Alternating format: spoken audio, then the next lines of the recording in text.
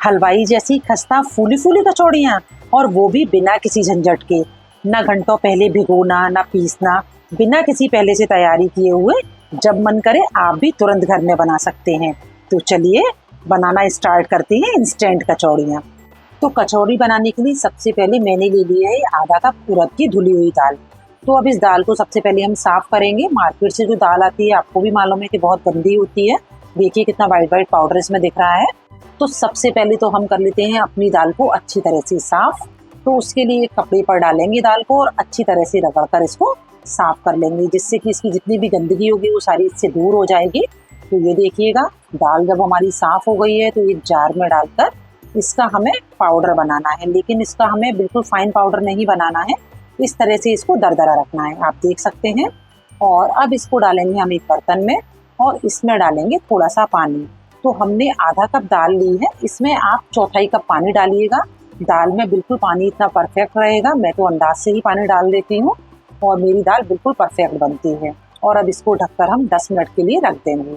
और जब तक हमारी दाल रेस्ट कर रही है हम अपना डो बनाकर तैयार करेंगे। तो उसके लिए हमने ये 2 कप मैदा ले ली है, जो कि वजन में है 250 ग्राम, और इसको हम छान लेंगे। अब डालेंगे इसमें 1 चम्मच नमक और नमक को मैदा के साथ अच्छी तरह से मिक्स करेंगे। इसके साथ ही इसमें जाएगा घी। तो ये मैंने 50 ग्राम घी लिया है।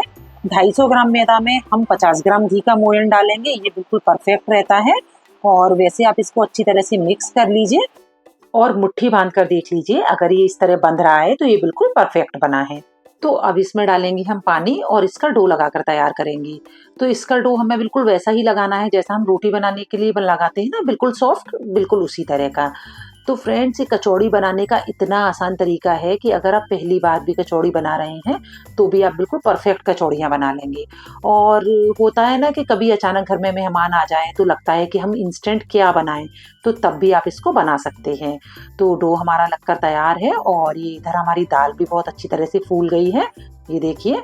तो अब लेंगे हम एक कढ़ाई और इसमें डालेंगे 1 बड़ा चम्मच ऑयल। अब इसमें डालेंगे 2 पिंच हींग और ये जो दाल थी हमारी भीगी हुई वो हम इसमें डाल देंगे। और घी के साथ हमें दाल को अच्छी तरह से मिक्स कर लेना है। इससे क्या होगा ना कि दाल हमारी कढ़ाई के तले पर चिपकेगी नहीं। 8 से 10 सेकंड दाल को इस तरह चलाकर हम इसमें डालेंगे 1.5 चम्मच धनिया पाउडर, 1.5 चम्मच पिसी हुई सौंफ का पाउडर, 1.5 चम्मच अमचूर पाउडर, 1 चम्मच लाल मिर्च, 1 चम्मच नमक, आधा चम्मच काली मिर्च पाउडर और आधा चम्मच गरम मसाला। और इन सारे मसालों को दाल के साथ अच्छी तरह से मिक्स कर लेंगे और करीब 1.5 से 2 मिनट के लिए इनको हम भून लेंगे। फ्लेम को लो टू मीडियम रखेंगे और अब इसमें डालेंगे हम 1 चम्मच कसूरी मेथी और इसको भी अच्छी तरह दाल के साथ मिक्स करेंगे और दाल को ठंडा कर लेंगे। अब लेंगे डो और इसको भी थोड़ा सा मसल लेते हैं, जिससे कि अच्छी तरह से सॉफ्ट हो जाएगा। इसकी हमें छोटी छोटी लोइयां बनाकर तैयार करनी है। आपको जिस साइज की कचौड़ी बनानी है आप लोई भी उसी साइज की बनाकर तैयार कर लीजिए। तो सबसे पहले मैं इस तरह से इसमें से बड़ी बड़ी लोइयां काट लेती हूँ, फिर उसके हम छोटे छोटे पेड़े बनाएंगे।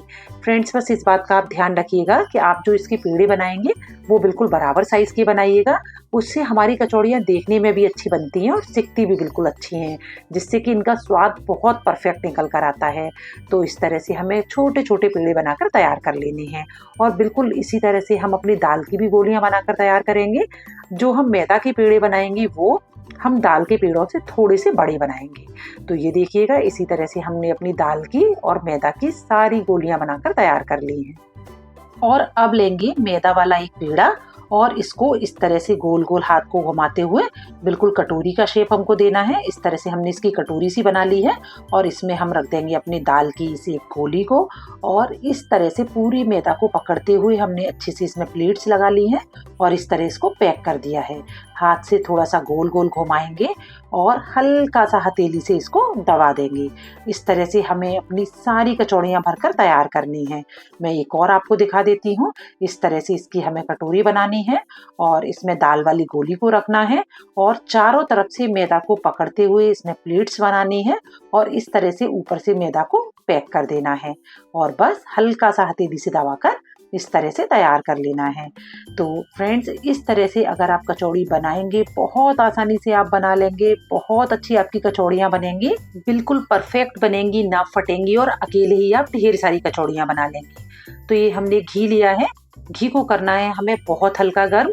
हम थोड़ा सा आटा डाल रहे हैं, ये देखिए आप हल्के से बबल आ रहे हैं। बस इतने ही गर्म घी में हम अपनी कचौड़ियों को डालेंगे। फ्लेम को हमने लो रखा है। इन कचौड़ियों को हमें लो फ्लेम पर ही सेकना होता है, तो इनको हमें अभी स्टार्टिंग में बिल्कुल भी टच नहीं करना है। इस तरह से हम इसको थोड़ा सा कढ़ाई को गोल गोल घुमा देंगे, जिससे कि ये ऊपर तक अच्छी तरह से सिक जाएंगी। और जब ये इस तरह से फूल जाएंगी तो धीरे धीरे हम इनको एक एक करके पलट देंगे। स्टार्टिंग में हमें बहुत आराम से अपनी कचौड़ियों को पलटना है। और आप ये देखिए बिल्कुल लो फ्लेम पर धीरे धीरे ये सिकती हैं। एक बैच को सिकने में करीब 10 से 12 मिनट का समय लगता है, लेकिन इस तरह जब आप कचौड़ियाँ बनाएंगे ना तो बहुत टेस्टी कचौड़ियाँ आप घर पर बना लेंगे। और इन कचौड़ियों को रखकर आप कम से कम 15 से 20 दिन आराम से खा सकते हैं। तो ये देखिएगा फ्रेंड्स, कचौड़ियाँ हमारी गोल्डन ब्राउन सिक गई हैं और बस अब इनको हम निकाल लेंगे। आप देख सकते हैं कितनी परफेक्ट कचौड़ियाँ हमारी बनी हैं। इनको हमें लो फ्लेम पर ही सेकना है, इस बात को मैं बार बार आपको बता रही हूँ, इस बात का ध्यान रखिएगा। और इस तरह से हम इनको निकाल लेंगे और बिल्कुल जैसे हमने पहले बैच को सेका है उसी तरह से हम अपने दूसरे बैच को भी सेक कर तैयार करेंगे। कचौड़ियाँ सेकने के लिए आप घी की जगह ऑयल का इस्तेमाल भी कर सकते हैं। आप इन कचौड़ियों को घी में बनाइए चाहे ऑयल में, ये बहुत लाजवाब बनती हैं, बहुत टेस्टी बनती हैं। तो आगे सर्दियाँ आ रही हैं, एक बार इस तरह से कचौड़ी बनाकर रख लीजिए और 15 से 20 दिन नाश्ते में आराम से इनका आनंद लीजिए। तो ये लीजिएगा हमारी गर्मा गर्म खस्ता और बहुत टेस्टी कचौड़ियाँ बनकर तैयार हैं।